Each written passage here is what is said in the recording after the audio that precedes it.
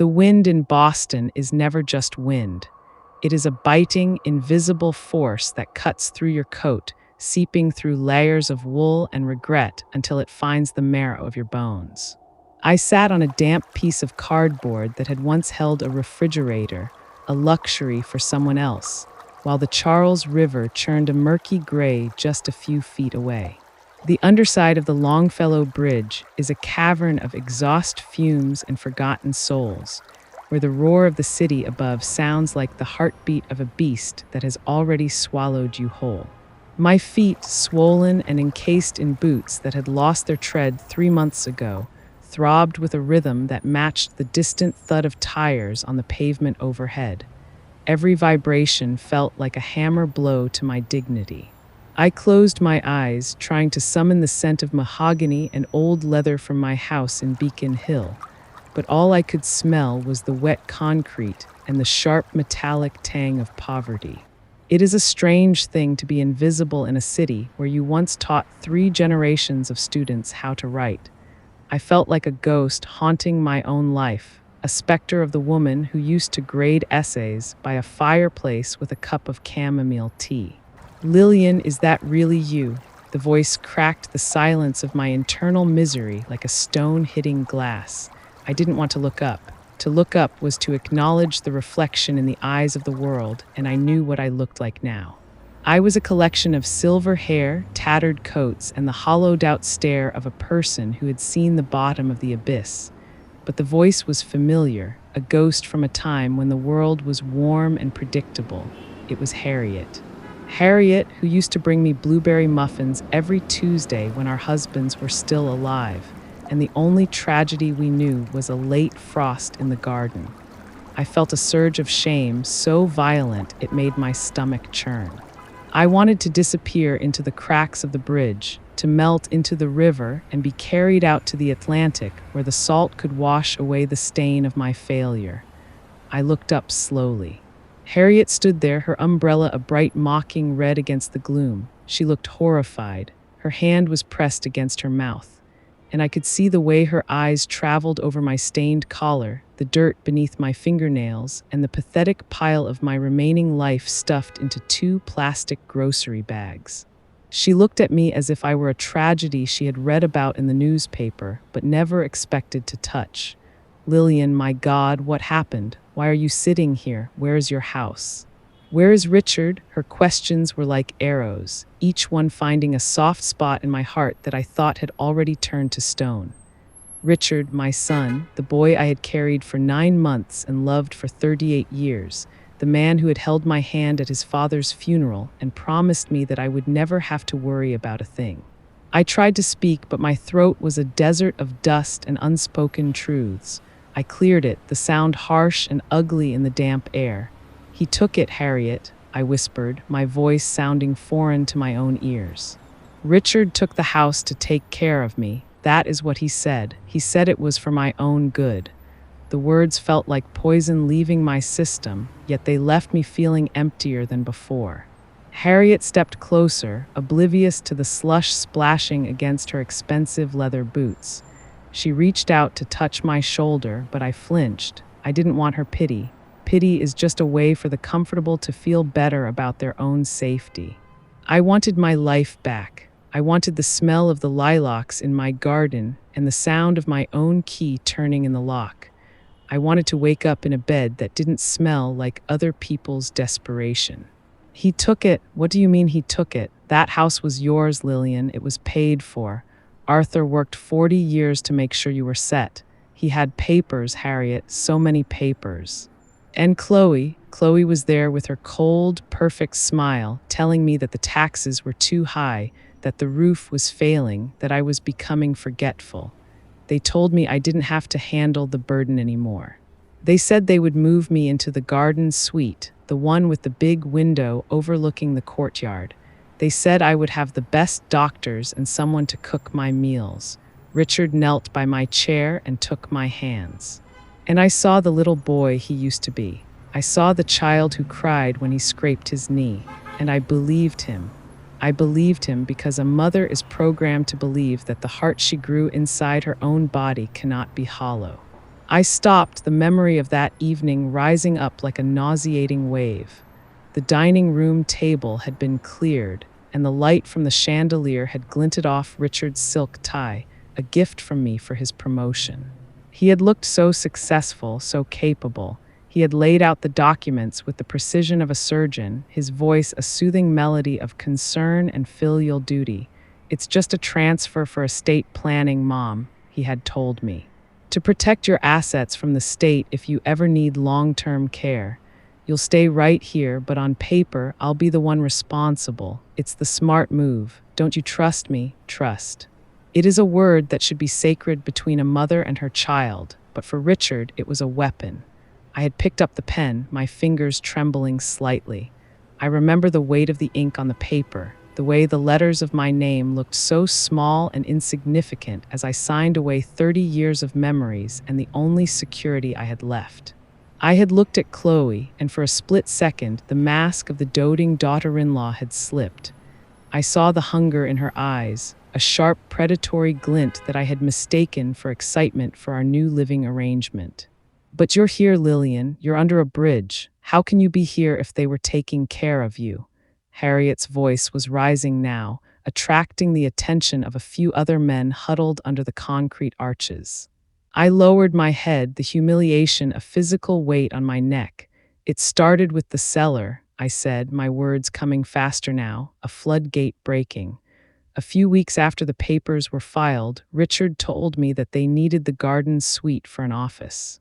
Chloe's career was taking off. He said she needed a professional space. He told me the cellar was cooler, better for my joints. He moved my bed down there among the holiday decorations and the cobwebs. He told me it was temporary, but then the locks changed. Not all of them at first, just the front door.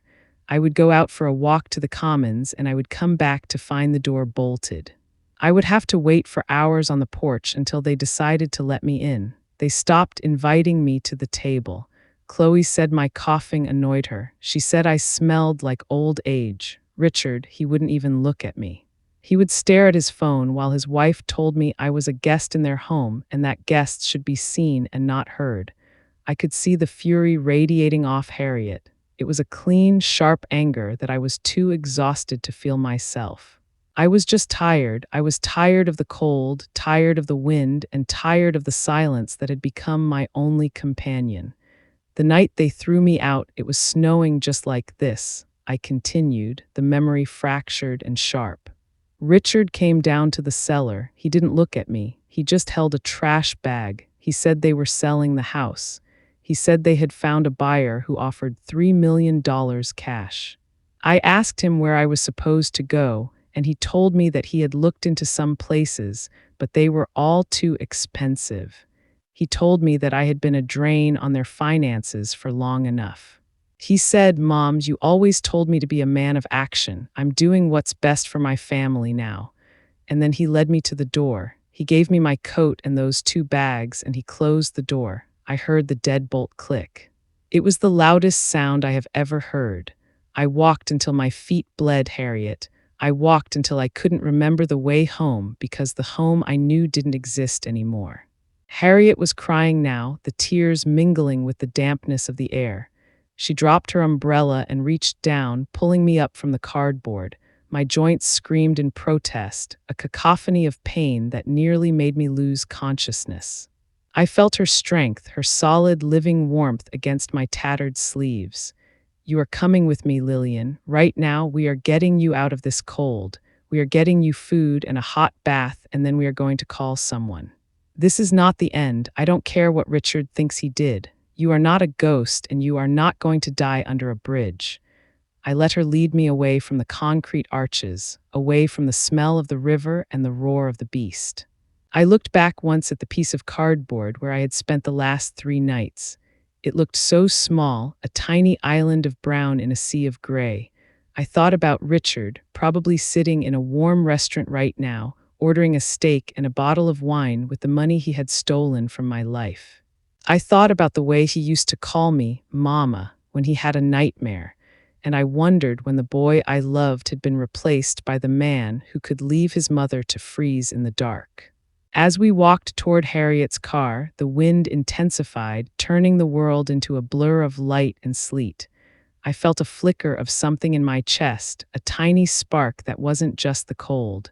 It was the beginning of a realization. Richard thought he had erased me. He thought that by taking my house, he had taken my existence. But as I felt the warmth of the car's heater hit my face, I knew he was wrong. He had taken the bricks and the mortar, the mahogany and the books, but he hadn't taken the truth. And the truth, I realized, was the only thing Richard couldn't sell for $3 million. "I have the audio, Harriet," I whispered as she pulled away from the curb, my hand clutched around the old smartphone I had hidden in the lining of my coat, the one Richard didn't know I still had. "I recorded the night he told me he was selling the house. I recorded it all." Harriet looked at me, her eyes widening in the rearview mirror. For the first time in months, I didn't feel like a ghost. I felt like a woman who was about to haunt the people who thought they had buried her alive. The road ahead was long and dark, much like the Boston winter. But as the bridge disappeared into the mist behind us, I knew I was no longer sitting in the cold. I was moving toward a reckoning that Richard Sterling could never have imagined when he closed that door on his mother. I leaned my head against the cool glass of the window, watching the city lights smear into long golden streaks. My mind was a whirlpool of images. Richard's first steps on the lawn of the Beacon Hill house. The way Arthur used to laugh when the ocean spray hit him, and then the image of that deadbolt sliding into place. The betrayal was a physical weight, a stone in my stomach that refused to be digested. Richard had gambled everything on the idea that I was too weak, too old, and too ashamed to fight back. He had counted on the stigma of homelessness to keep me quiet, believing that his mother would rather rot in obscurity than let the world know her son was a monster. He had underestimated the one thing he had never been able to control, my capacity for endurance. I had survived the loss of my husband, the loss of my career, and the slow, agonizing erosion of my family. Being under that bridge hadn't broken me, it had merely stripped away everything that wasn't essential. "We'll get a lawyer, Lillian," Harriet said, her voice firm as she navigated the slick streets, "the best one in the city. I have some money put aside, and Arthur's cousin still has connections at the firm on State Street. They won't know what hit them." I didn't answer. I couldn't. I was busy cataloging the items Richard had thrown away. The quilt my mother had made, the silver spoons from my grandmother, the photo albums that held the only evidence that we were ever a happy family. Those things were gone, likely sold at some estate auction or tossed into a dumpster to make room for Chloe's minimalist decor. The thought of a stranger sleeping in my bed, looking out my window, made me feel a fresh surge of nausea. But as Harriet turned the car onto her quiet tree-lined street, I felt a different sensation. It was the return of my name. I wasn't the guest anymore. I wasn't the cough or the smell. I was Lillian Thorne, and I was coming home, even if home was a place I had to rebuild from the ashes of my son's greed. We pulled into Harriet's driveway, and she helped me out of the car. The house was a small colonial, the porch light casting a warm, inviting glow on the wet pavement. It was a humble place compared to the mansion Richard had stolen, but to me it looked like a palace. I stood there for a moment, letting the rain wash over me one last time before stepping inside. I looked up at the gray Boston sky and thought of the thousands of people still under those bridges. People who didn't have a Harriet, people whose sons had also decided they were no longer worth the cost of a room. My heart went out to them, but my mind was focused on the battle ahead. I had spent my life teaching children that every story has a beginning, a middle, and an end. Richard had written my beginning and my middle, but I was the one who was going to write the final chapter. And it wasn't going to be a tragedy. It was going to be a lesson. Inside, the air was thick with the scent of lavender and cinnamon. Harriet led me to the bathroom, her hands gentle as she helped me peel off my wet, grimy layers. I caught a glimpse of myself in the mirror and didn't look away this time. I looked at the wrinkles, the gray hair, the hollow cheeks. I looked at the woman Richard had tried to destroy. I saw the pain, yes, but I also saw something else. I saw the eyes of a professor who had seen it all and wasn't afraid of a bully, even if that bully was her own son. Go on, Harriet whispered, handing me a plush white towel. Take as long as you need. I'm going to make us some soup. I stepped into the shower, and as the hot water hit my skin, I let out a sound that was half sob, half laugh. The dirt of the bridge washed down the drain, a dark swirl of failure and filth. I scrubbed my skin until it was red, wanting to be clean, needing to be whole. I thought of the audio recording on my phone, the digital ghost of Richard's cruelty. It was my only weapon, a tiny piece of light in a very dark world. Richard thought he was a master of real estate, but he had forgotten the most important rule of any transaction. Never underestimate the person who has nothing left to lose. I closed my eyes and let the steam fill my lungs, preparing myself for the war that was coming. I was Lillian Thorne, and I was no longer invisible. The steam from the hot shower had filled the small bathroom, but it couldn't touch the deep, ancient chill that had settled into my bones under the Longfellow Bridge. I wrapped myself in the plush white towel Harriet had given me, but my skin felt like it didn't belong to me anymore. It felt like a rented garment, worn out and stained by the world's indifference. I stared at the fogged-up mirror, and for a moment I saw the ghost of the Beacon Hill house in the swirling white vapor. I could almost smell the mahogany polish and the faint scent of rain-dampened earth from the garden. That house wasn't just a structure of wood and stone. It was the physical manifestation of Arthur's love, of 40 years of shared breakfasts, and of the quiet, steady rhythm of a life well lived. Now it was a crime scene, though no yellow tape marked its boundaries. The crime hadn't been committed with a knife or a gun, but with a fountain pen and a smile that I had once believed was my greatest achievement as a mother. I closed my eyes, and the memory of that evening rushed back with the force of a tidal wave. It was a Tuesday in September, the air crisp with the first hints of autumn. Richard had come over with Chloe, carrying a bottle of expensive Merlot and a leather portfolio that looked too heavy for a casual visit. I had spent the afternoon baking a pot roast, the kitchen filled with the warm, savory aroma of home. I remember the way the light caught the dust motes dancing in the air of the dining room, a room that had seen Richard's first birthday, his high school graduation party, and the somber wake we held for Arthur. I had polished the silver, wanting everything to be perfect for my son. I didn't know then that I was preparing a feast for my own executioners. "Mom, you look tired," Richard had said, his voice dripping with a concern that I now recognize as a carefully rehearsed script. He had stood behind my chair, his hands resting on my shoulders. I had leaned back into his touch, feeling a surge of pride. My son, the successful investor, the man who knew the value of every square inch of this city.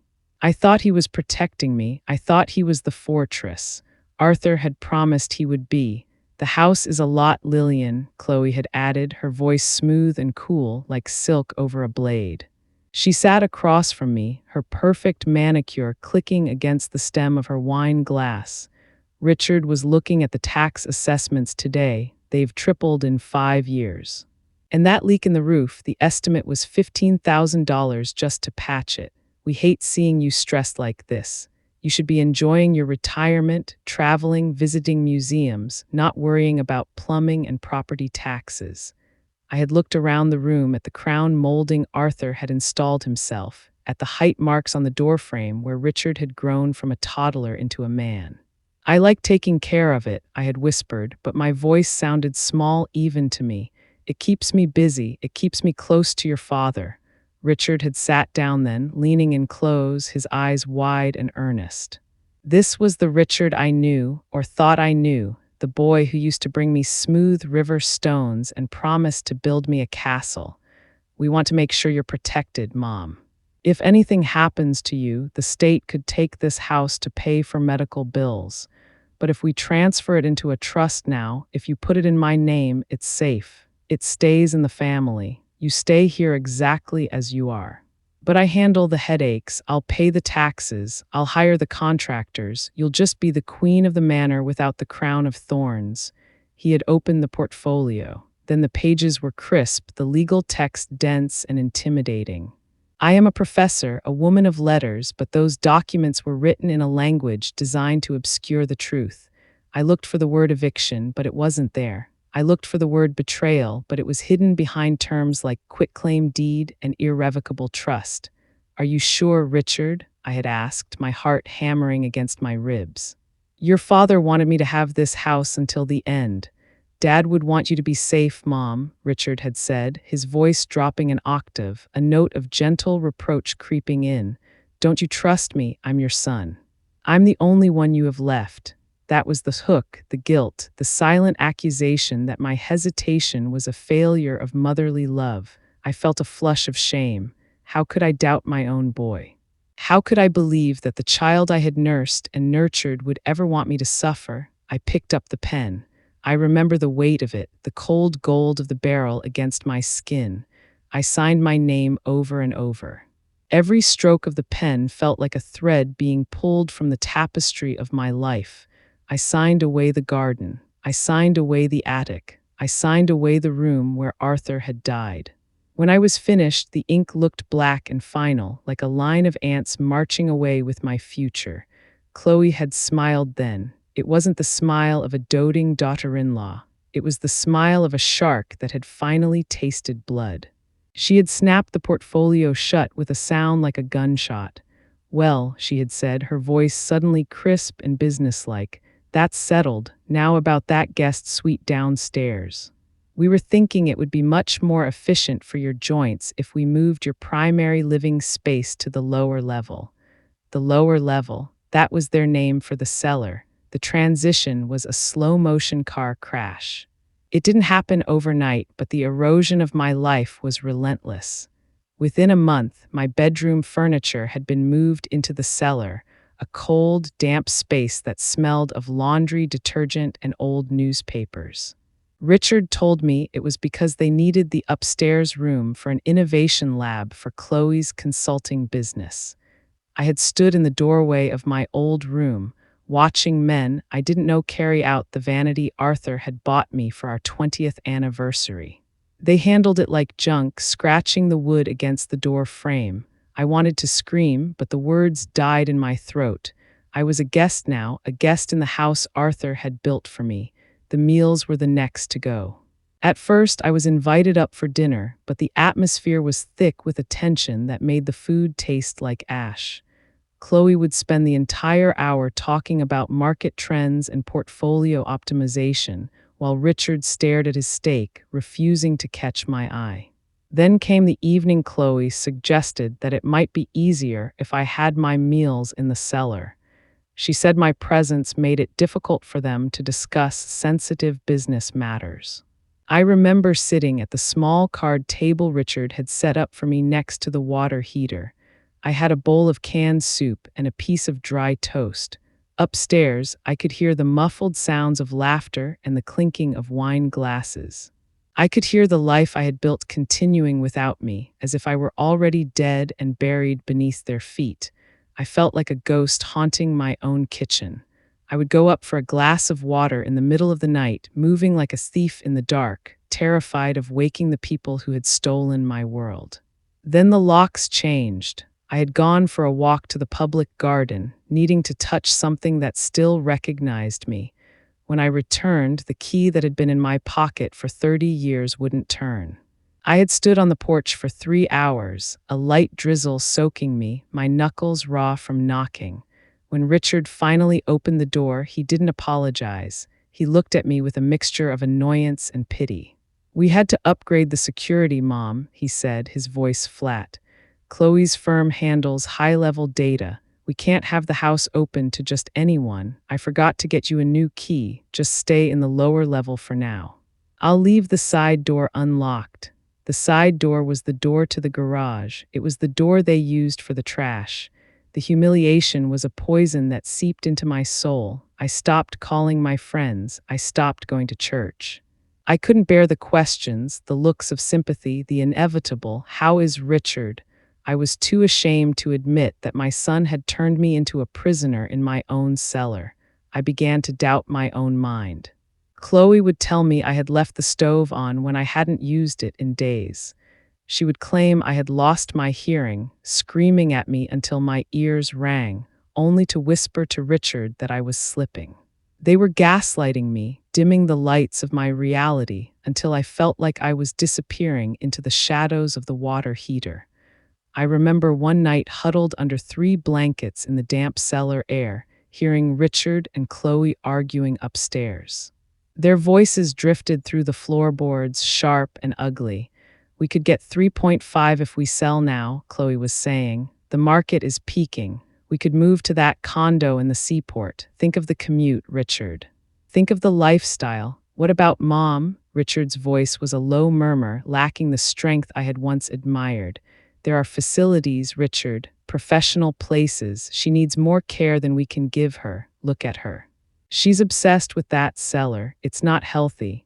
If we sell the house, we can pay for a decent place.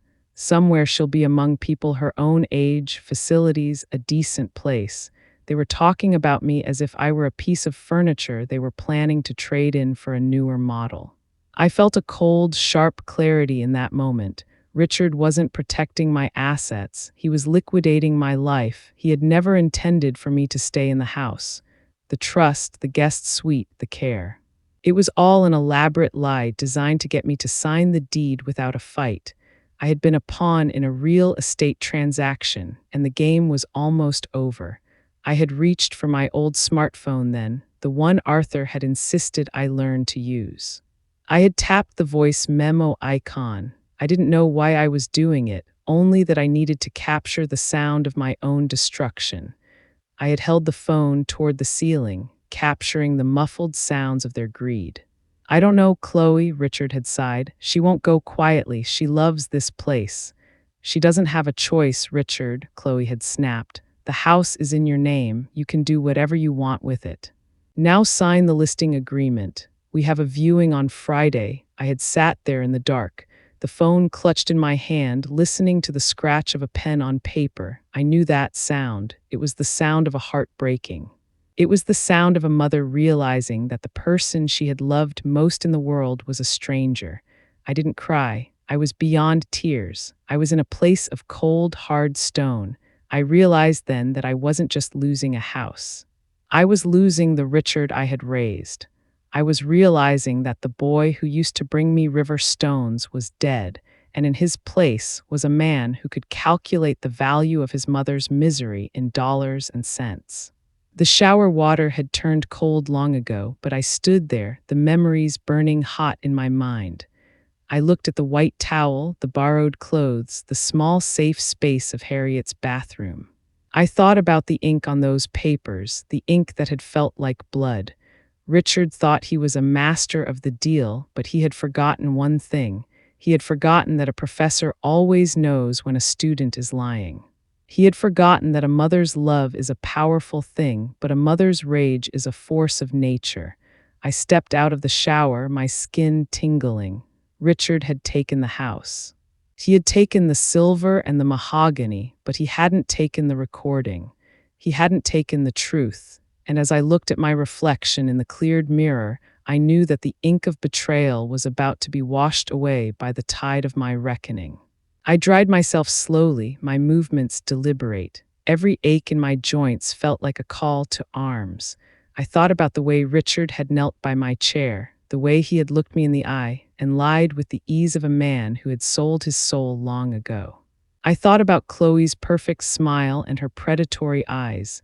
They thought they had buried me in the cellar, but they had only planted a seed. Richard Sterling had no idea that the woman he had discarded like trash was about to become the storm that would tear his perfect life apart. I reached for the clothes Harriet had left for me, a simple gray sweater and a pair of trousers. They were clean, they were mine, and as I pulled them on, I felt the first real stirrings of a power I hadn't felt in years. Richard had the house, but I had the story. And in this world, the story is the only thing that truly lasts. I walked out of the bathroom, the steam following me like a ghost. Harriet was in the kitchen, the sound of a spoon clinking against a bowl, a comforting domestic rhythm. I sat at the table and she pushed a bowl of thick golden lentil soup toward me. I took a spoonful, the warmth spreading through my chest. It was the first time in months I didn't feel like I was eating stolen bread. I remember everything, Harriet, I said, my voice steady. Every word, every lie, every stroke of the pen. He didn't just take my house. He tried to take my dignity, but he failed. Harriet sat across from me, her eyes filled with a fierce, unwavering loyalty. He failed the moment he left you under that bridge, Lillian. He failed the moment he decided that money was more important than a mother's heart. Now tell me about the lawyer. Tell me what we need to do to take back what he stole. I looked at the window at the Boston rain streaking the glass. Somewhere out there, Richard and Chloe were celebrating their $3 million deal. They were probably looking at condos in the seaport, drinking champagne, and laughing about the old woman they had finally outsmarted. They thought they had won. They thought the ink of betrayal was permanent. But as I took another sip of the warm soup, I knew they were wrong. The story was just beginning, and Richard Sterling was about to find out that a mother's memory is the longest and most unforgiving thing in the world. The cellar was not just a room, it was a grave for a living woman. In the Beacon Hill house, the cellar had once been a place of life, a workshop where Arthur carved chess pieces and I kept the fabric for my quilts. Now it was a damp concrete box that smelled of mildew and the slow, agonizing death of my self-respect. I would sit for hours on the edge of the twin bed they had moved down there, listening to the life above me. The ceiling was thin, or perhaps my hearing had become hypersensitized by the silence of my own isolation. I could hear the sharp, rhythmic click of Chloe's designer heels on the hardwood floors, a sound that felt like it was stepping directly onto my chest. I could hear the low, indistinguishable murmur of Richard's voice, a voice that had once asked me to read him bedtime stories and now wouldn't even say good morning. I had become a ghost in my own kitchen, a phantom that moved through the house only when the masters were away or asleep. I learned to recognize the sound of the garage door closing, a signal that I could safely ascend the stairs to find a glass of water or a piece of fruit without being told I was an eyesore.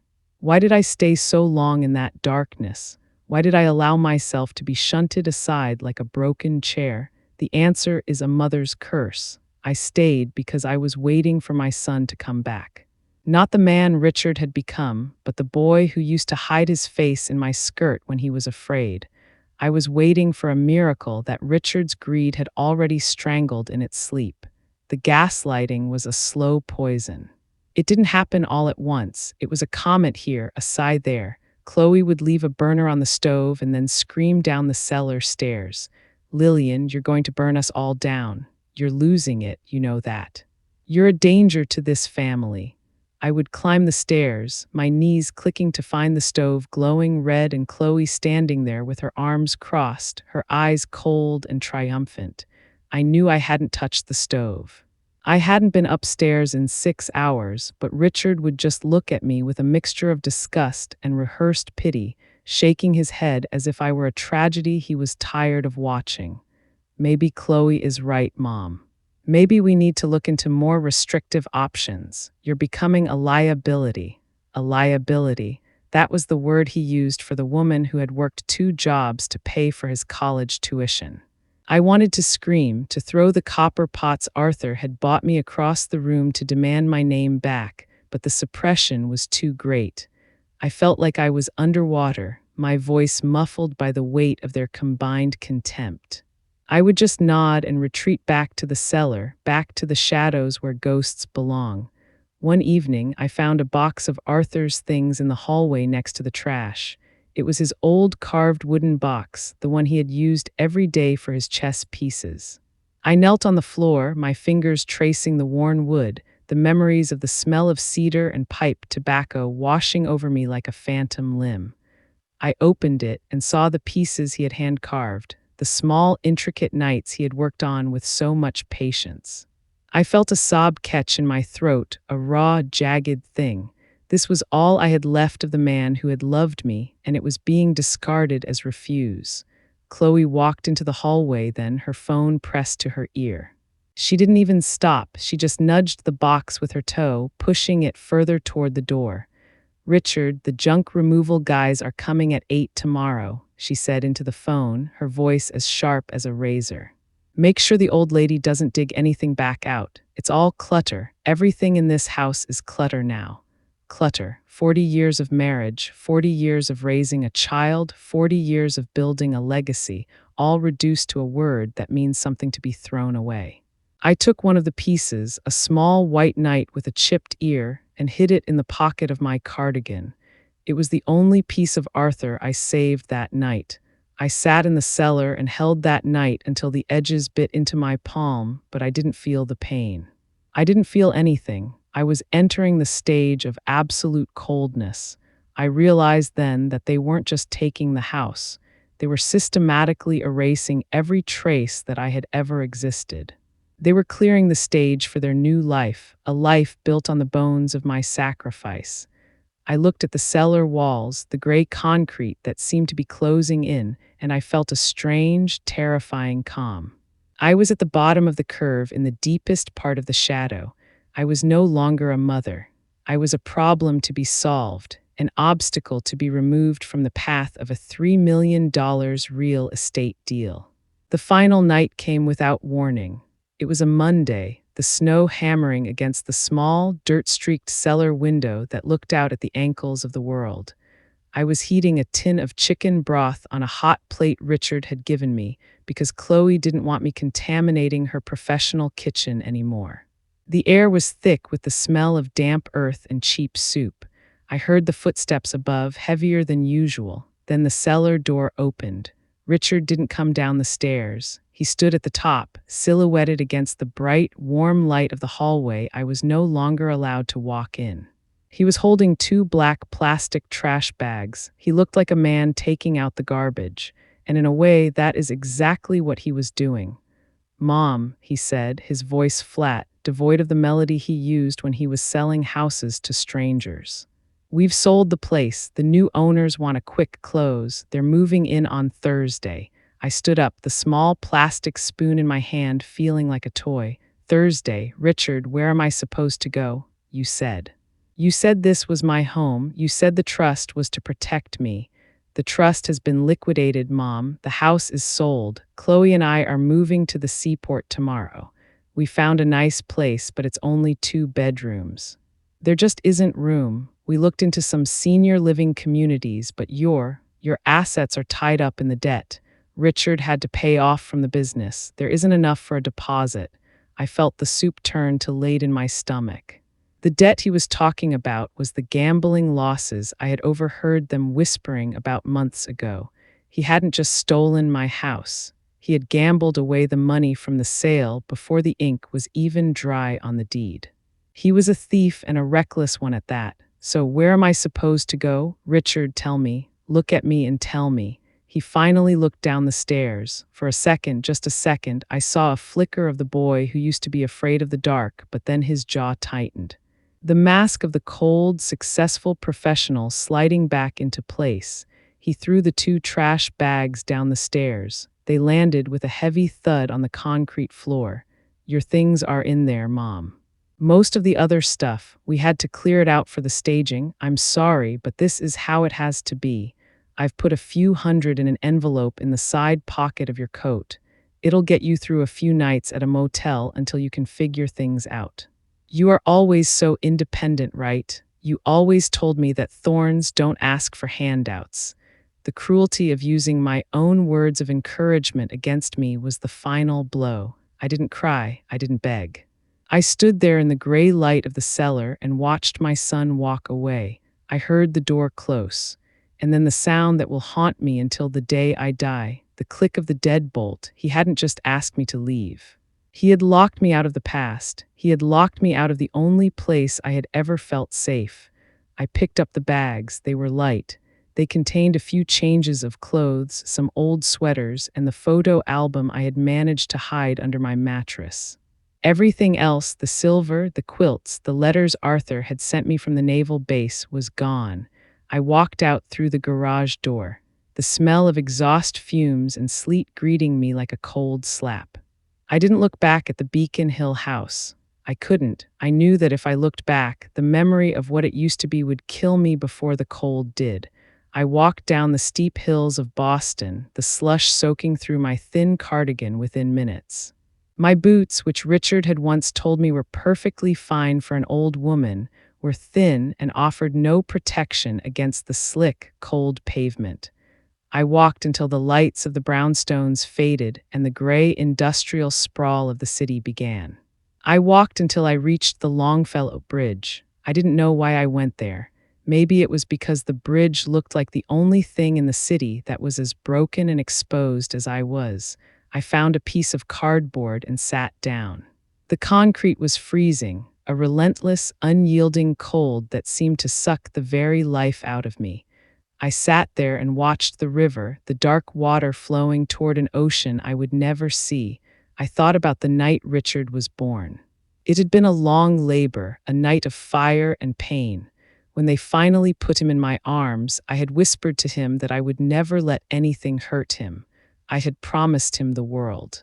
I had spent 38 years keeping that promise, shielding him from the cold, feeding his dreams with the fuel of my own hard work. And this was the return. This was the interest on my investment. 2 plastic trash bags and a piece of cardboard under a bridge.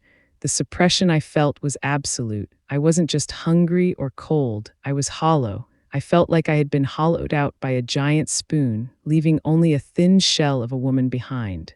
I sat in the silence of the city, a silence that was louder than the roar of the traffic above. I thought about the knight in my pocket, the tiny wooden carving. It was the only thing I had that still had Arthur's touch on it.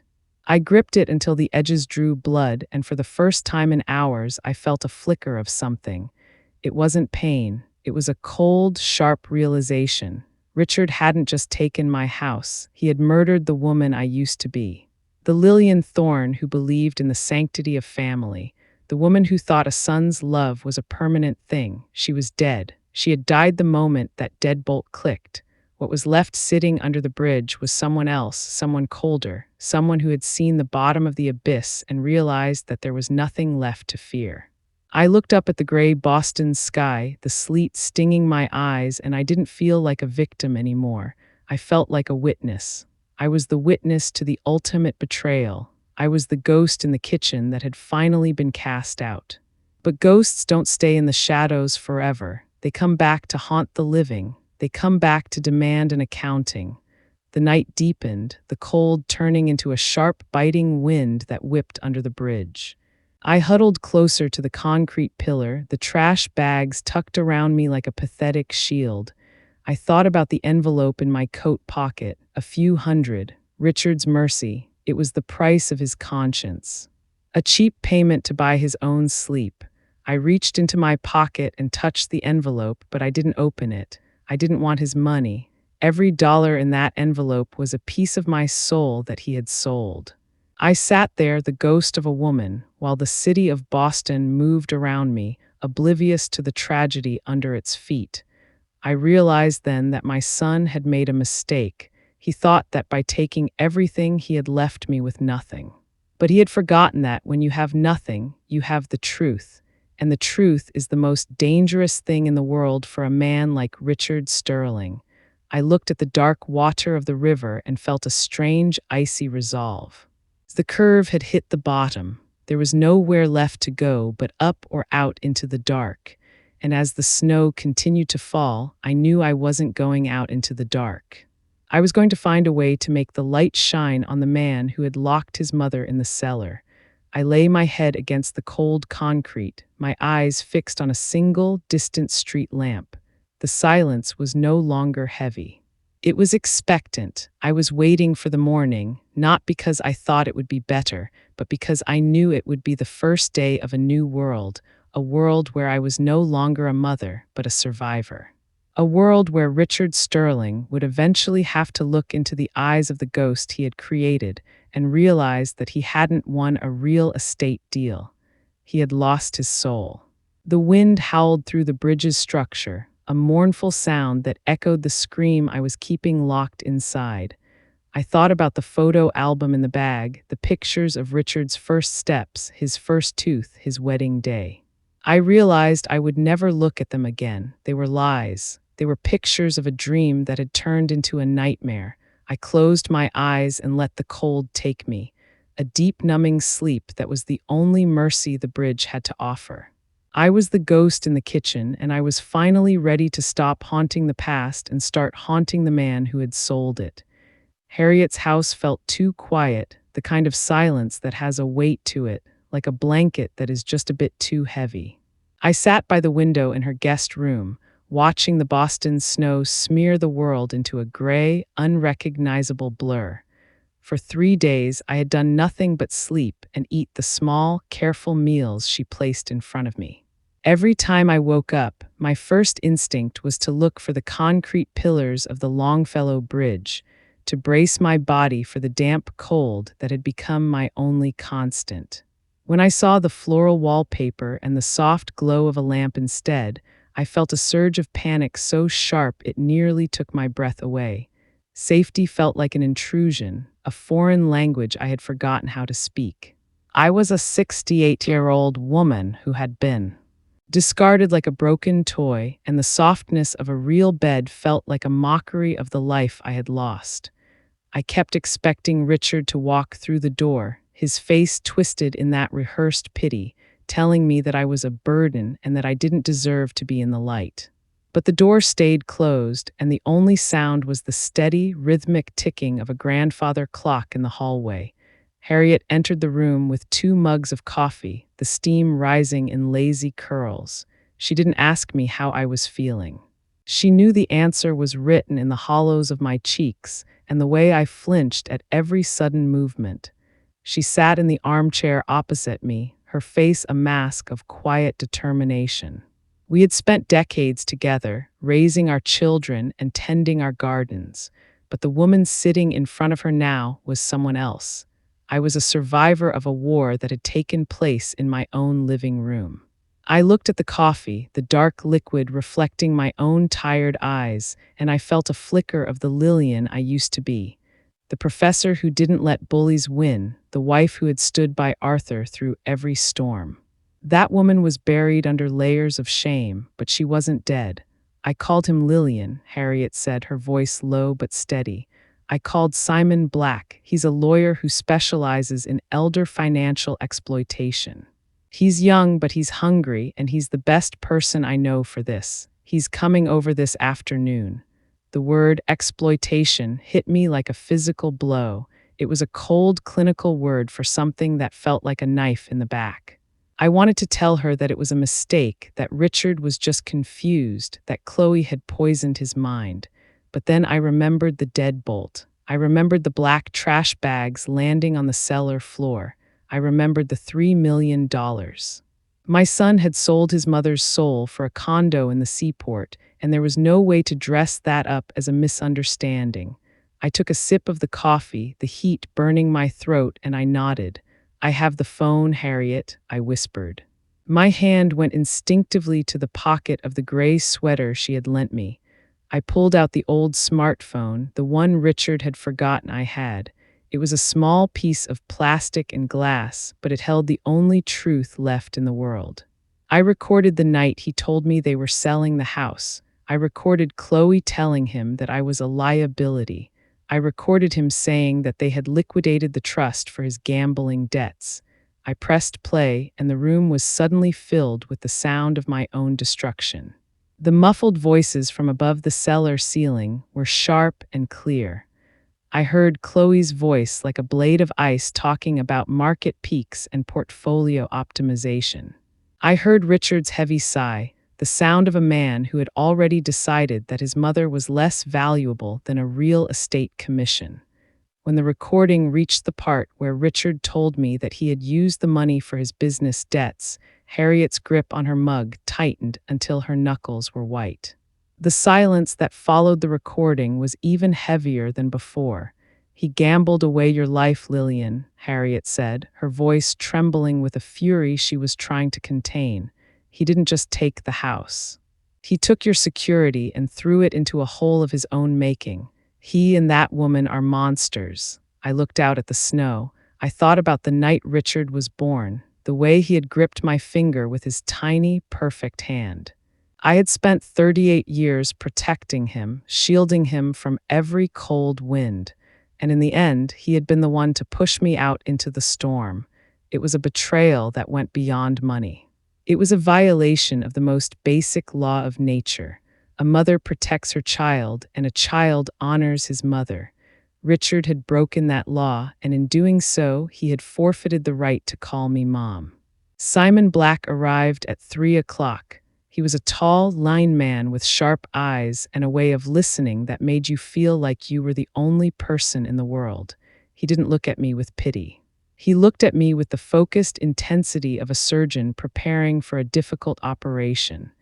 I laid everything out on the table, the quitclaim deed I had signed under duress, the slow slide into the cellar, the changing of the locks, and finally the recording. He listened to the audio twice, his pen flying across a legal pad. "This is not just a civil matter, Mrs. Thorne," Simon said, his voice calm but filled with a dangerous edge. "This is elder abuse, fraudulent inducement. The way they isolated you and manipulated your trust is a textbook case. And the gambling, if he used funds that were supposed to be held in a trust for your care to pay off personal debts, that is a crime. Richard thought he was being clever. But he's left a trail of crumbs that lead right to the seaport. Can we get it back, Simon?" I asked, my voice finally finding its strength. "Can we take back the house?" Simon leaned back, his eyes fixed on mine. "The house has been sold to a third party, and that complicates things, but we can sue for the full value of the property, $3 million. We can go after Richard's personal assets, his commissions, and whatever he bought with your money. We can also file for a temporary restraining order and an emergency freeze on his bank accounts. If we act fast, we can stop him from spending another dime of your legacy." Legacy. It was a word that Arthur used to talk about. He wanted us to have something to leave behind, something that said we were here and that we mattered. Richard had taken that legacy and turned it into a bet. I felt a cold, sharp clarity settling over me. I wasn't just a victim anymore. I was a plaintiff. I was an advocate. I was a woman who was done being invisible. I don't want the money just for the sake of the money. "Simon," I said, my words coming out clear and unwavering, "I want him to have to look at what he did. I want Chloe to realize that the old woman she tried to bury in the cellar isn't going away. I want my name back. We'll get your name back, Lillian." Simon promised, "We'll get your life back, too." The next few days were a blur of activity. Simon worked out of Harriet's living room, surrounded by piles of documents and the constant chime of incoming emails. I spent my time going through the trash bags Richard had given me. I found the photo album, the edges curled from the dampness of the cellar. I flipped through the pages, seeing the faces of people who had been dead for years. And then I saw the pictures of Richard. Richard at 5, Richard at 10, Richard on his wedding day. I took a pair of scissors and I cut him out of every single photograph. I didn't do it with anger. I did it with a quiet surgical precision. I was removing the tumor from my memory. I was realizing that the boy in these pictures didn't exist anymore, and the man who had replaced him didn't deserve a place in my history. When I was finished, the floor was covered in tiny, jagged pieces of my son's face. I swept them into a pile and threw them into the kitchen trash. It was the most liberating thing I had done in years. Harriet watched me from the doorway, her eyes filled with a mixture of sadness and pride. She knew what it cost me to do that. She knew that every snip of the scissors was a piece of my heart being cut away. But she also knew that I was healing. The curve of my emotion was finally starting to tilt upward. I was moving from the despair of the bridge to the cold, hard resolve of the battle. Simon came in then, his face illuminated by the blue light of his laptop. I found it, Lillian. I found the paper trail. Richard didn't just pay off his own debts. He moved $1.2 million into an offshore account in Chloe's name 3 days before the house was sold. They were planning to disappear. They have tickets to Zurich for next Friday. They thought they could leave you under the bridge and fly off into the sunset with your money. $1.2 million. The numbers were so large they felt abstract, like a distance between stars. But the intent was clear. It was a premeditated disappearance. It was a final, absolute abandonment. They won't be going to Zurich, Simon, I said, my voice as cold as the Charles River. Not if I have anything to say about it. They won't, Simon agreed. I've already filed for an emergency injunction. A judge is reviewing the file as we speak. By tomorrow morning, Richard's world is going to start shrinking. He thinks he's a master of the deal, but he forgot that the most important part of any contract is the fine print. And in the state of Massachusetts, the law protects the vulnerable from the greedy. I sat at the table and looked at the rain. It was still falling, a relentless gray veil over the city. I thought about the thousands of people who were still out there under the bridges, in the doorways, in the shelters. I thought about the mothers whose sons had also decided they were no longer worth the cost.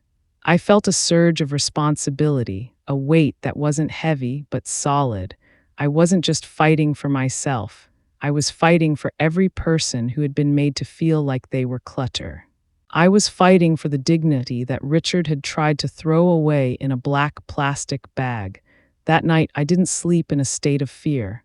I slept in a state of preparation. I dreamed of the Beacon Hill house, but it wasn't a nightmare anymore. In the dream, I was standing on the porch, and the lilacs were in full bloom, their scent thick and sweet in the air. I was holding a key, a heavy silver key that felt warm in my hand. I walked up to the front door and I turned the lock. The click wasn't the sound of a deadbolt closing me out. It was the sound of a door opening. I walked inside and the house was filled with light, a bright, blinding light that washed away the shadows of the cellar. I woke up at dawn. The first light of morning filtered through Harriet's curtains, and I knew that the dream was a prophecy. Harriet was already in the kitchen, the scent of fresh coffee a comforting domestic anchor. I walked in and sat down, and for the first time in months, I felt hungry. I ate a piece of toast, the crunch of the bread a solid, real thing. I looked at Harriet, and I saw the woman who had saved me. "Thank you, Harriet," I said, my voice thick with emotion. "Thank you for not looking away." "That's what friends do, Lillian," she said, her hand reaching out to squeeze mine. "We carry each other when the road gets too steep. Now are you ready?" Simon called. The injunction was granted. The freeze is in effect. Richard and Chloe are about to find out that their credit cards aren't working. I felt a small, grim smile touch my lips. It was the first time I had smiled in a long time. It felt strange, like my face was learning a new language, but it felt good. It felt right. "I'm ready," I said. "Let's go and get my life back." We spent the afternoon in Simon's office on State Street. The office was all glass and steel, a high, airy place that felt like it was above the clouds. We sat around a conference table and Simon showed us the strategy. We were going to file a civil suit for elder abuse and fraud. We were going to notify the district attorney's office about the gambling debts and the offshore accounts. We were going to make it impossible for Richard to hide. "He'll try to settle," Simon warned. "He'll offer you a fraction of the money. He'll cry and say he's sorry. He'll use the boy you raised against the woman you've become. You have to be ready for that, Lillian." "I am ready." I said, "He's not the boy I raised anymore. He's a stranger who shares my DNA. The boy I raised wouldn't have let his mother walk down the hill in the snow with her life in trash bags. The boy I raised is gone, and I've already mourned him." Simon nodded, a flash of respect in his eyes. "Good, then we have them. They've already been served. Richard tried to call the firm 10 times in the last hour. He's panicking. He's realizing that the old woman under the bridge was actually the one holding all the cards." I looked out the window at the city of Boston. The rain had stopped, and for a split second, a ray of sunlight broke through the clouds, illuminating the white peaks of the buildings in the distance. It was a beautiful sight, a reminder that the world was larger than my pain. I felt the tiny spark in my chest grow into a steady, warm flame. I was Lillian Thorne, and I was no longer a ghost. I was a force to be reckoned with. Richard had taken my house, but he had given me something much more powerful. He had given me the truth, and with Simon at my side and Harriet at my back, I was going to use that truth to burn his perfect stolen life to the ground. The curve was rising, and the reckoning was finally within my reach. I took a deep breath, the air in the high office feeling fresh and clean. The path ahead was still long, and there would be more battles to fight, more memories to process. But as I looked at the legal documents spread out before me, I didn't see papers. I saw the tools of my reconstruction. I was rebuilding my home, not with bricks and mortar, but with justice and self-respect. And as the sun finally set over the Charles River, casting a long golden light over the city, I knew that the bridge was behind me. I was on the other side now, and I was never going back to the dark. I was moving toward the light, and this time I was the one holding the key. The tires of Simon's sleek black sedan crunched over the cobblestone driveway of the Beacon Hill house with a sound that felt like bone grinding against bone. I sat in the back seat, my fingers digging into the leather upholstery until my knuckles turned a ghostly white. This was the driveway where I had taught Richard how to ride a bike, the same path where Arthur and I had walked hand in hand every evening for 4 decades. Now the house stood before me like an imposing stranger, its familiar brick facade looking sharp and jagged against the gray Boston sky. The front porch, where I had spent countless summer afternoons reading, was now cluttered with sleek, modern outdoor furniture that looked cold and inhospitable. I felt a surge of nausea so strong I had to close my eyes for a moment, breathing in the scent of the car's lavender air freshener to drown out the phantom smell of the cellar mildew. I was no longer the broken woman under the Longfellow Bridge. I was the ghost returning to the scene of the crime, and I had brought the storm with me. Simon stepped out first, adjusting his suit jacket with a chillingly calm precision. Harriet sat beside me, her hand resting firmly on my forearm. She didn't say a word, but her presence was a solid anchor in the churning sea of my anxiety. We walked toward the front door. My front door, and for a split second, I reached into my pocket for my keys before remembering that the locks had been changed. My history erased by a locksmith's bill. Simon didn't knock. He pressed the doorbell, the chime echoing through the house with a hollow, mocking sweetness. We waited. The silence was heavy, broken only by the steady drip of melting snow from the overflowing gutters. Then the sound of the deadbolt sliding back, the same sound that had been my death knell a week ago, cut through the air. Richard opened the door. He was wearing an expensive cashmere sweater and holding a glass of wine, the picture of a man who had successfully traded his mother for a lifestyle. When his eyes met mine, the glass slipped slightly in his hand, a drop of dark red liquid splashing onto the pristine hardwood floor like a drop of blood. He looked older, the stress of his lies carving deep, jagged lines around his mouth. Behind him, I could see Chloe, her hair perfectly coiffed, her eyes narrowing with a predatory sharpness as she realized who was standing on her doorstep. "Mom." Richard's voice was a strangled whisper, a pathetic imitation of the son I used to know.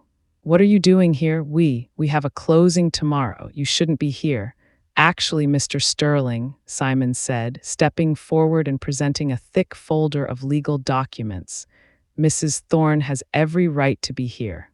I am Simon Black, counsel for Lillian Thorne. We are here to serve you with a temporary restraining order and a notice of emergency freeze on all your domestic and international assets. We also have a court order for an immediate inspection of the premises." Richard stumbled back, the wine glass finally shattering against the floor. The sound of breaking glass felt like the first note of a symphony. Chloe rushed forward, her face a mask of calculated fury. "This is private property. You can't just barge in here with some cheap lawyer and make threats. Lillian is mentally unstable. We have documentation." You have forged documentation, Chloe, I said, my voice coming out steady and cold, a sound that seemed to surprise even Richard. I stepped over the threshold into the hallway that Arthur had painted the summer before he died. I'm not the woman you locked in the cellar anymore. I've seen the abyss and I'm not afraid of you. I know about the $1.2 million in the Zurich account. I know about the gambling debts and I have the recording of you telling Richard that I was a liability. The silence that followed was absolute. Richard looked as if he had been struck. He turned to Chloe, his eyes wide and pleading, looking for a lie that would save him. But Chloe was staring at me, her mask finally crumbling to reveal the hollow, desperate woman beneath. She looked at the legal papers in Simon's hand as if they were a death warrant. The recording, Richard whispered, his face turning a sickly shade of gray. Every word, Richard, I said, walking past him into the living room. It was stripped of its warmth. My rugs were gone, replaced by gray, industrial-looking wool. My books had been cleared from the shelves, replaced by empty decorative vases. It felt like a stage set, a hollow imitation of a home. I turned to face him, the son I had loved with every fiber of my being. You told me you were taking care of me. You knelt by my chair and told me Arthur would want me to be safe. And then you sold the roof over my head to pay for a poker game. You threw my life into trash bags and locked the door. Mom, the business was failing. I was going to lose everything. Richard started, the excuses falling from his lips like spoiled fruit. I thought if I could just get enough for a deposit on a place for you, somewhere professional. Don't, I snapped. The word was a whip. Don't you dare lie to me again. You didn't care about a deposit. You were moving $1.2 million to Switzerland while I was sitting on a piece of cardboard under a bridge. You didn't care if I lived or died as long as the check cleared. You aren't a man of action, Richard. You're a coward. A coward who hides behind his mother's signature. Simon began to move through the house, his camera clicking as he documented the removal of Arthur's personal property. Each flash of the camera felt like a small explosion of truth. Chloe tried to block his path, her voice rising into a shrill, hysterical pitch. This is a mistake, Richard. Do something. Call the police. Tell them she's trespassing. Please call them, Simon said without looking up from his camera. I'd be happy to explain to the Boston Police Department how you moved stolen assets into an offshore account 24 hours after an illegal eviction. I'm sure they'd love to hear about the fraudulent quitclaim deed. Richard sank into one of the sleek modern chairs, his head in his hands. He looked small. For the first time in years, I didn't feel the urge to go to him, to comfort him, to tell him that everything would be okay. I felt nothing but a cold, clinical detachment. I realized that the son I had raised had been dead for a long time, replaced by this hollow vessel of greed. I walked to the fireplace, my fingers tracing the mahogany mantel. I remembered the nights Arthur and I had sat here planning Richard's future, dreaming of the man he would become. We had built this house on a foundation of love and hard work, and Richard had tried to sell the very ground we stood on. We're moving the Zurich flight, Richard, Simon said, standing in the center of the room. The airport has been notified. Your passports are flagged. You aren't going anywhere except to a deposition, and Mrs. Thorne is requesting an immediate audit of all estate transactions for the last 3 years. We suspect the embezzlement started long before the house was sold. Chloe turned on Richard then, her voice a snarl of pure venom. I told you we should have moved her to that facility in Vermont. I told you she was smarter than she looked. You're pathetic, Richard. You couldn't even handle one old woman. The betrayal in her voice was the final piece of the puzzle. Richard looked up at her, and for a second I saw the realization dawn on him. He had sacrificed his mother for a woman who despised him. He had traded the only person who would have died for him for a partner who was already looking for the exit. It was a tragedy of his own making, a U-turn into a dead end. I walked over to the black trash bags sitting in the corner of the hallway. My bags, the bags Richard had thrown at me like I was garbage. I picked them up, the weight of my remaining life feeling light and insignificant. I looked at Richard one last time. The closing isn't happening tomorrow, Richard, I said. The title is clouded. The bank has been notified of the fraud. This house isn't yours to sell. It never was. It was a trust and you violated it. Where will you go? Richard asked, his voice barely a whisper. I'm going to Harriet's, I said, and then I'm going to find a way to make sure that the Beacon Hill house stays in the hands of someone who understands that a home isn't an asset. It's a sanctuary. You've lost everything, Richard. Not because I took it, but because you threw it away for a dream that was never yours. I walked out of the house, my head held high. The rain was still falling, but it didn't feel cold anymore. It felt like a cleansing. I stepped onto the porch and looked at the lilacs. They were wild and overgrown, the way Arthur had liked them. I knew that the battle was just beginning, that there would be years of court dates and depositions, that I might never get the full value of the house back. But as I sat in Simon's car and watched the Beacon Hill house disappear into the mist, I felt a surge of a power I hadn't known I possessed. I had faced the monster in the living room, and I had seen him for what he was, a hollow, frightened boy who had forgotten the value of a mother's heart. As we drove away, I looked at Harriet. She was smiling, a small, fierce smile that mirrored my own. I reached into my pocket and touched the old smartphone. The recording was still there, the digital ghost of my son's betrayal. I realized then that Richard had been right about one thing. I was a liability. I was the liability that was going to cost him everything. I was the ghost that was finally coming home to roost. The curve of my emotion had reached its peak. I was no longer sitting in the shadow of the bridge. I was standing in the light of the truth, and for the first time in months, I could breathe. The reckoning had come, and Richard Sterling was about to find out that the most expensive thing in the world is the debt you owe to the woman who gave you life. I leaned back against the seat, the hum of the car's engine a steady, comforting rhythm.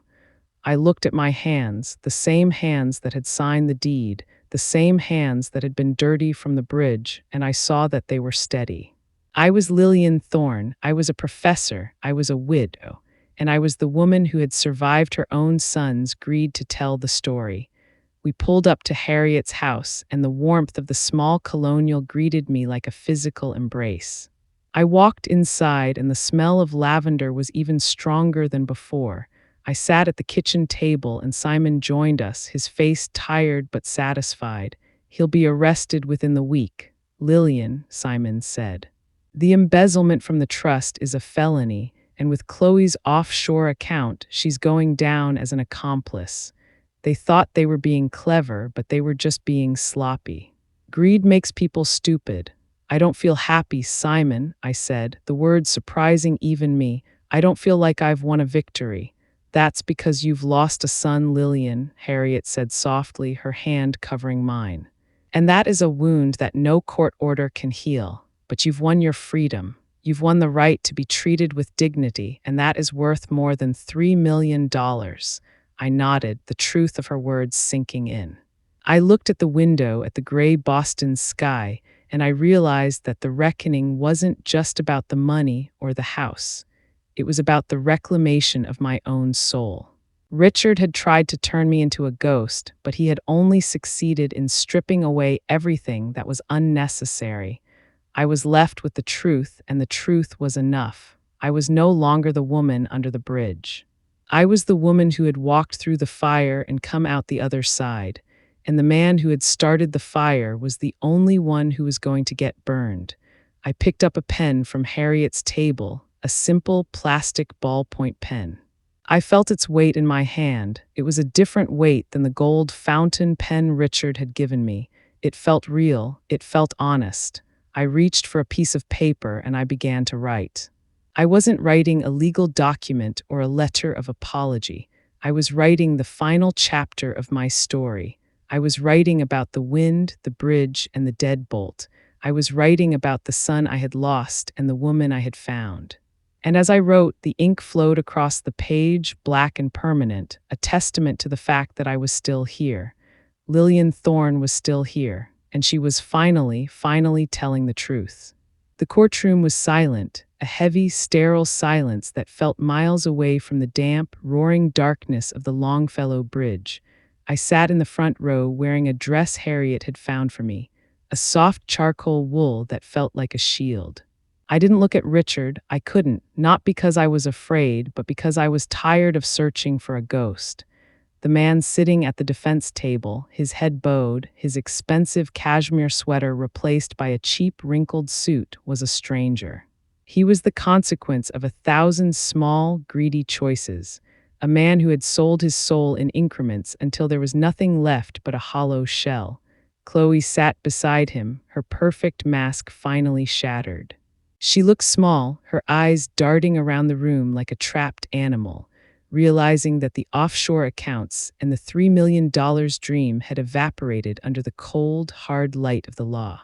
Simon stood beside me, his presence a steady, silent reassurance. He had spent months untangling the web of lies Richard had spun, and today the final thread was being pulled. The judge's voice was a low, rhythmic drone as he read the sentencing. Embezzlement, elder financial exploitation, fraudulent inducement. The words sounded like a foreign language, a clinical way of describing the night Richard had locked me out in the snow. I listened to the sentence. 5 years for Richard, a suspended sentence, and heavy restitution for Chloe, and I felt nothing. No surge of triumph, no warmth of revenge, just a profound, echoing hollowness. I realized then that justice is not a cure for a broken heart. It is simply an accounting. It is a way for the world to say that what happened was wrong, but it cannot put the silver spoons back in the drawer or the love back in the sun. Richard looked up as the bailiff approached him with the handcuffs. For a split second our eyes met. I looked for the boy who used to bring me smooth stones. I looked for the child who cried when he scraped his knee. But all I saw was a man who was sorry he got caught, not sorry for what he had done. I looked away, and in that moment the last cord of my motherly guilt snapped. We walked out of the courthouse and into the Boston spring. The air was crisp, the scent of cherry blossoms thick and sweet, a sharp contrast to the metallic tang of the bridge. Harriet took my arm, her grip firm and familiar. We didn't talk about the trial. We didn't talk about Richard. We talked about the garden. We talked about the new hybrid roses she wanted to plant and the way the sunlight hit the Charles River in the late afternoon. I felt light as if I were made of glass and feathers. The weight of the Beacon Hill house, the weight of the silver and the mahogany, the weight of 38 years of being Richard's mother, it was all gone. I was just Lillian. I was a woman who was 68 years old and had absolutely nothing to her name. And for the first time in my life, I felt completely, terrifyingly free. We drove back to Beacon Hill one last time. The house had been returned to me by court order, the fraudulent deed annulled, the third-party sale blocked by the cloud on the title. I stood on the sidewalk and looked at the brick facade, the overgrown roses, the porch where Arthur and I had planned a future that never arrived. It was mine again. Every brick, every window, every memory. But as I stood there, I realized something that made my heart stop. I didn't want it. The house was tainted. It was filled with the echoes of Chloe's designer heels and the smell of Richard's Merlot. It was the place where my son had turned me into a ghost, and I didn't want to live among the shadows of my own destruction. The Beacon Hill house wasn't a sanctuary anymore. It was a monument to a betrayal that I was finally ready to leave behind. "I'm going to sell it, Harriet," I said, the words surprising even me. Harriet looked at me, her eyes wide with shock. "Sell it, Lillian, this is your home." Arthur worked his whole life for this. Arthur worked so I would be safe. Harriet, he didn't work so I would be a prisoner of the past. This house, it's a burden. It's too big for one woman and 1,000 ghosts. I want to move. I want a small place, maybe near the public garden with a window that lets in the morning sun. I want a kitchen where I can cook what I want when I want.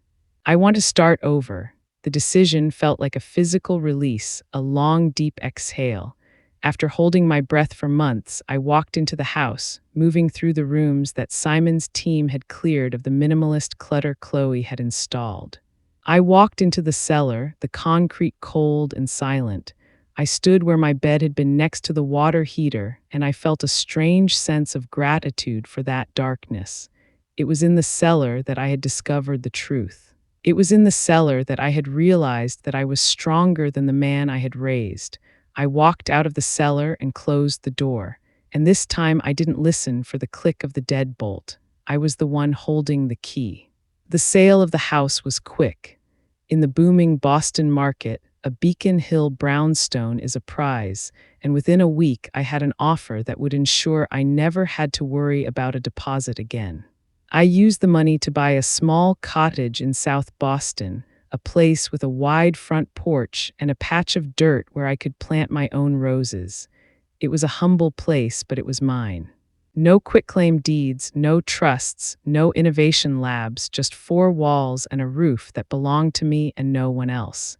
Harriet helped me move the few things I had left. The photo album with the jagged edges, the silver compass from Arthur's box, and a few boxes of books. We spent the afternoon painting the living room a soft, warm cream, the color of a fresh start. I sat on my new porch that evening, watching the sunset paint the sky in hues of violet and gold. The wind had stopped and the air was still. I thought about the bridge. I thought about the man on the cardboard and the roar of the city above. I realized then that my son had tried to steal my life, but he had only succeeded in stripping away the things that didn't matter. He had taken the bricks and the mortar, but he had left the soul. I thought about Richard in his cell, and I felt a flicker of a different kind of pain. It wasn't the pain of betrayal anymore. It was the pain of a professor who had failed to teach her most important student the value of a heart. I forgave him then, not for his sake. He hadn't asked for it, and he likely never would, but for mine. Forgiveness is not a gift you give to the person who hurt you. It is the key you use to unlock your own cage. I forgave him so that I wouldn't have to carry him with me anymore. I forgave him so that I could be Lillian Thorne again. The silence of my new home was different. It wasn't the heavy, expectant silence of the cellar. It was a light, airy silence, a silence that felt like a conversation with myself. I began to write. I sat at the small wooden table in my sun-drenched kitchen, and I wrote the story of the bridge. I wrote about the cold concrete and the red umbrella. I wrote about the son who became a stranger and the friend who became a sister. I wrote for the people who were still under the bridge, the people who were still invisible, the people who thought that their story had already ended. I realized that my voice was the only thing Richard hadn't been able to liquidate, and I was going to use it until every ghost in Boston was heard. One afternoon, a few months after the trial, I received a letter from Richard. It was written on prison stationery, the ink smeared and the handwriting shaky. I held it for a long time, the paper feeling heavy in my hand. I thought about opening it. I thought about reading his excuses, his pleas for money, his hollow apologies. But then I looked at the roses in my garden, blooming red and vibrant in the spring sun. I thought about the way the light hit my kitchen table and the sound of my own footsteps on the hardwood floor. I didn't need to read the letter. I already knew the ending of his story, and it wasn't part of mine anymore. I walked to the fireplace and I dropped the letter into the small, warm flame. I watched the paper curl and turn to ash, the words disappearing into the heat. It was the final reckoning, the final release. I am Lillian Thorne. I am 70 years old and I am a survivor. I have lost a house and a son, but I have found a life. I spend my days in the garden, my hands in the dirt, tending to the things that grow. I spend my evenings with Harriet, sharing stories and blueberry muffins on the porch.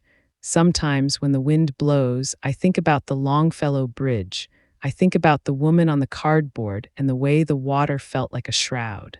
I don't look back with fear. I look back with the knowledge that the darkness is only a tunnel, and if you keep walking, you will eventually find the light. Richards thought he was taking care of me by taking everything I had.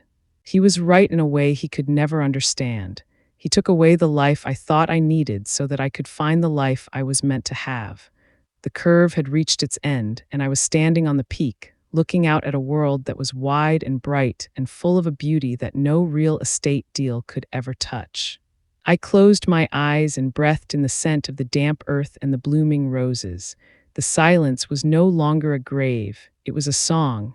I thought about the little white knight in my pocket and I smiled. Arthur would have liked this house. He would have liked the way the light hits the floor and the way the roses grow wild against the fence.